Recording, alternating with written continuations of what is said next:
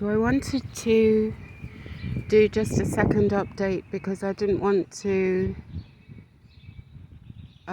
leave it as it was. I was feeling very frightened. I've taken a nap, I prayed now, and I actually want to talk about some of God's miracles that He did in that very dark place where I was. Just to show that, even though you might feel like you are completely alone, you never are, because God is always there, okay? And it's something that's very important for me that I need to speak about. But the first thing I want to say is that it seems on Facebook the ganging up is still happening. And I just want to say this to you guys, okay? Please, go and watch the video with Edward Black. Edward Black's testimony. This is a young man who committed suicide because of this very psychological torture that I'm a victim of, alright? And I think the video's called, it's on my playlist, or you can search it in Google. I think it's called People Coughing at Me, okay? And his name is Edward Black. The gang stalkers have taken over the account and ridiculed, unfortunately, closed down the comments where it said that he had committed suicide. But the video is still there, and you will see that this young man was in real distress. And, I'm sure that his friends and work colleagues would have thought it was just a joke. They wouldn't have understood. And maybe what I'm asking of you is something a little bit difficult. There's a red cardinal just, I don't know if you can see it there. It's just landed. Thank you. In the tree up there. Yeah, it's between the branches now. Maybe what I'm asking of you is a little bit difficult. Oh, good boy, Junior. And it's to maybe,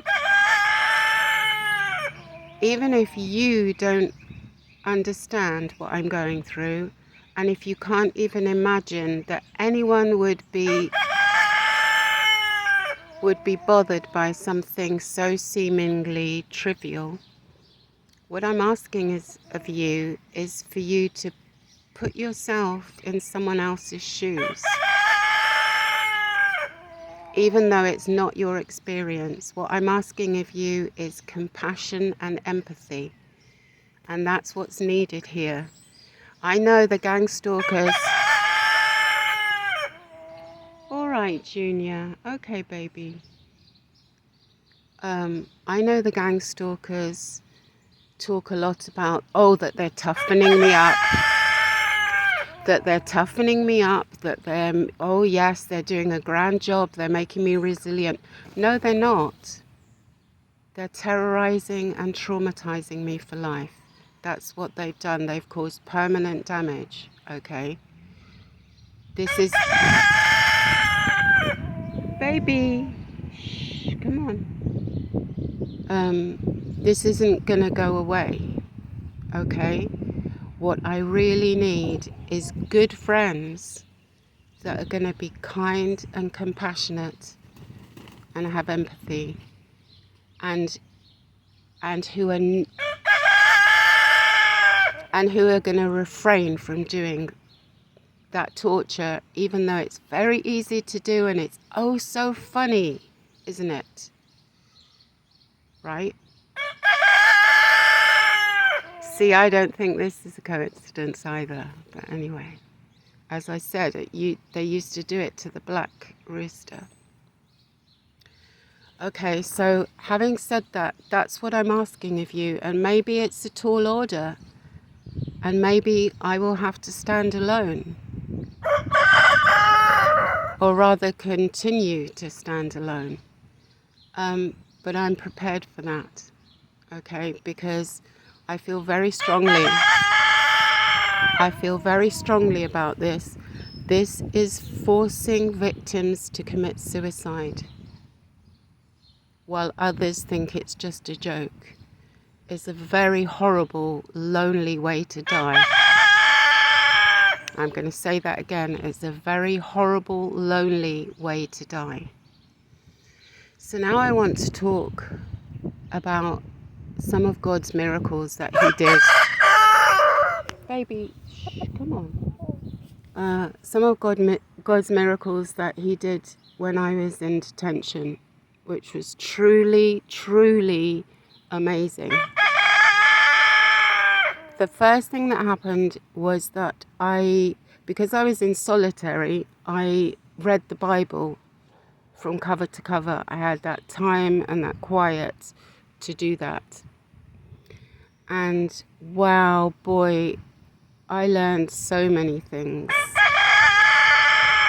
Really, so many things. The first thing, for example, is that I discovered that what Jesus, Yeshua, was doing that day when he descended from my ceiling when I was in Penzance, Cornwall, in my little apartment,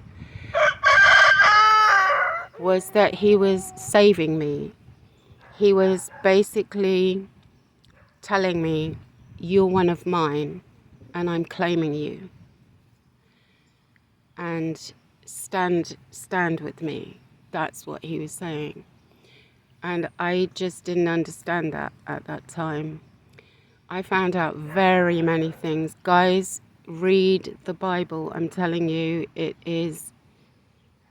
you will understand so many things. There will be so many questions answered for you. I had asked a question actually of Jesus. I'd said, I call you Jesus Christ, and that's fine, but I've also heard that your name might be Yeshua, and I am confused, so can you... Baby, what are you doing? Of course, all hell breaks loose as soon as I start recording. I'm going to continue. And then I discovered this thing about the Bible codes. You must read about the Bible codes because it's mind-blowing. Well, one of the Bible codes, I believe it's in Isaiah, the prophetic Isaiah. I think it's Isaiah 53.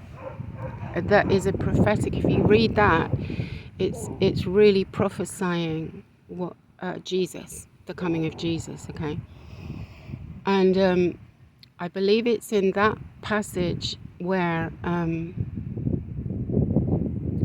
encoded in that is, my name is Yeshua. So my question was answered there. And there was another question that I was asking myself. I was kind of wondering, why did God, when it happened in 2021, actually I think it may have been the beginning of 2022, when I was being attacked. I was homeless, I was in my vehicle, and I was being attacked by witchcraft, and I didn't know what it was, and I was frightened, so I was praying.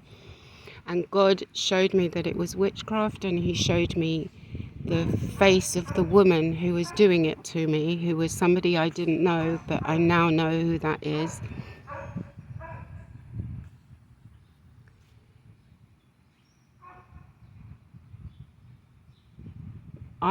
He showed me that he had put protection around me, and the protection, I can't remember if I've described it, but it was like an egg kind of all the way around me, and it was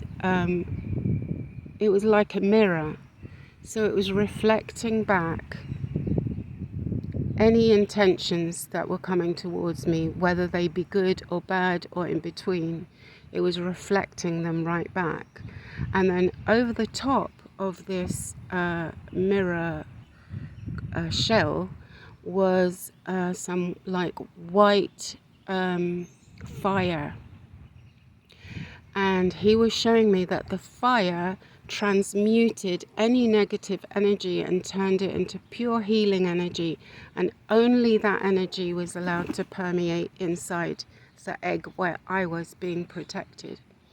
Now, I was asking myself, because I'd read Ephesians 6, that talks about the full armor of God, and I was wondering, well, why then, why didn't God just put the armor on me? Okay.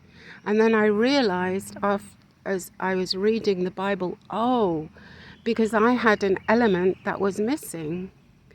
I didn't have the word of God because I hadn't read the whole Bible. Okay. So now I ask for it. Now I ask for the full armor of God, and I ask for the protection if I feel I need it, Gosh, there's so much more that I wanted to say, and it's kind of escaping from my mind now.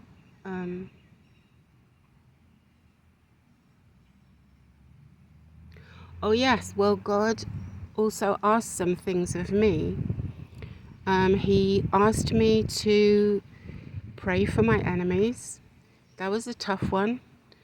And I kind of, between gritted teeth, I think I said something like, I pray that whatever demon is causing them to be so hateful leaves them immediately. I think that's I'm not proud of it, but that's what I managed. And then God asked me to stop doing cards. I didn't have any tarot cards, of course, in detention, but I was using an ordinary pack of cards as if they were tarot cards, and I was reading them. And he asked me not to do that. Now, he didn't tell me, it's evil or anything like that. Instead, what he was showing me was that he wanted me to have absolute faith and trust in him only. That he wanted me just to lean on him. Okay? And that was frightening, you see. Because I was in this place where I was being abused, and I was totally outnumbered, and I was very, very, very frightened, and I was terrified of the police. I still am now. The police used to be, like in England, if you're lost or frightened or even hungry, you would look for a policeman, all right? If you're lost in a place that you don't know, you would look for a policeman. That's the safest person that you could think of in England. And that safety has been taken away from me, both in England and in America, both. Okay, I just want to say that. But I did what God said, and I stopped doing the cards, and I got rid of them completely. And then, God did start to do miracles. I actually thought, when I was moved to Houston, I thought that was going to be the absolute end of the world, because Houston is that area around Galveston. I'd been homeless there on the beach, and the police had literally terrorized me in that place over and over and over again, illegally arrested me on multiple occasions, tried to have me institutionalized, tried to have me deported. I mean, just